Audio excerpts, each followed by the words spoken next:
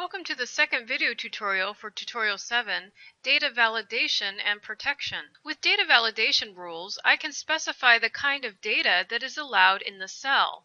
I have Youth Soccer open, and I'll begin by entering a rule in cell B3 to ensure a valid date is entered. Click on the Data tab, and in the Data Tools group, I'll click on the Data Validation button. In the Data Validation dialog box, I'll select Date from the drop-down menu. Then select greater than or equal to and enter a start date of 1/1/2010. I want an alert to appear if an invalid date is entered.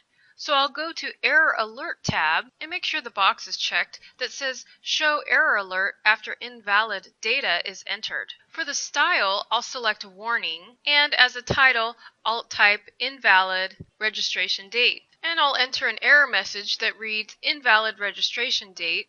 Enter a registration date after 1/1/2010. If the date you entered is correct, click Yes. If it is incorrect, click No. And if you are not sure, click Cancel. Then I'll click OK. To create an input message for the user, I'll select B4 and click on Data Validation. On the Input Message tab, I'll type Player Name as the title, tab, and then enter the player's first name as the message. Then I'll click OK. Notice a screen tip appears with that message. Going down to B5, I'll create the rule that gives the user a list of options. So on the Settings tab, I'll select List, and for the source, I'll select a range for the user to choose from. Here I'll select D4 through D10 and then hit Enter. For the input message, I'll insert a title of age group with a message that says click the arrow to select the player's age group. On the Error Alert tab, I'll select the style of Stop and type Invalid Age Group. The message will read click the arrow to select the player's age group. Now you can see when I click the down arrow, a list of choices appear. But if I select something that is not in the list, the invalid age group title appears with a stop message that reads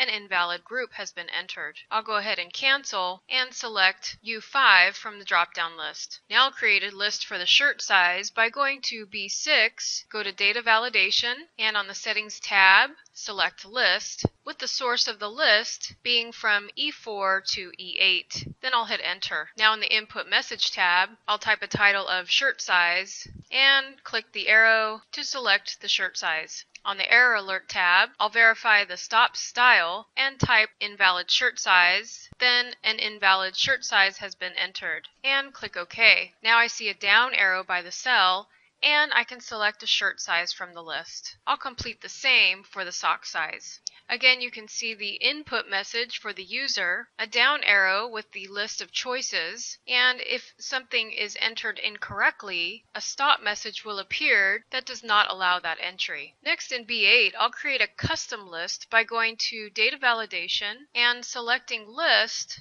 And in the source box, I'll type the choices of simply yes, comma, space, and no. For the input message, I'll type early registration and click the arrow to select the correct response. For the error alert, I'll make it a stop style. I'll put invalid early registration for the title with an error message of an invalid response for early registration has been entered. Click Cancel to use the arrow to the right of cell B8 to select the response, and then I'll click OK. Now if I select the down arrow, the two choices show up in the list, yes or no. Lastly, I'll create an input message for the registration date. Go back up to B3, click on Data Validation, Input Message with the title of Registration Date, and enter registration date. And I'll click OK. Now if I enter a date of 1/1/2004, the warning message appears asking if I want to keep the entry, not keep the entry, or simply cancel and retry. I can now protect the format of the worksheet but allow users to enter data into B3 to B12. Before I can protect the sheet, I need to unlock the range that I want to allow entries. So I'll click on B3 and select the range up to B12. On the Home tab, I'll click on Format and then Format Cells. Here in the Protection tab, I need to unlock those cells before I protect the sheet. I'll click OK. Now on the ribbon, I'll click on the Review tab and go to Protect Sheet. A password entry is not recommended.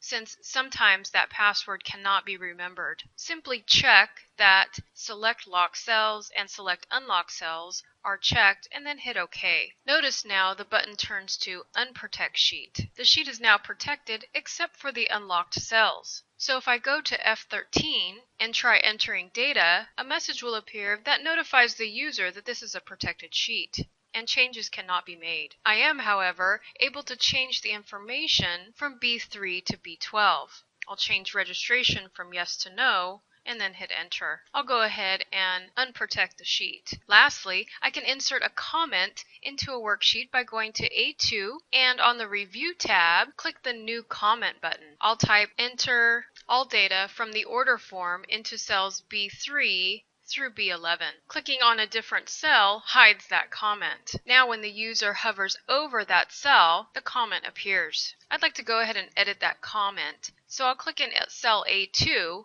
and go down to Edit Comment. I'd like this to be from cells B3 through B12. I can delete the comment by right-clicking in the cell and going down to Delete Comment. This concludes the video tutorial on data validation and protection. These tools are beneficial when formatting applications for users.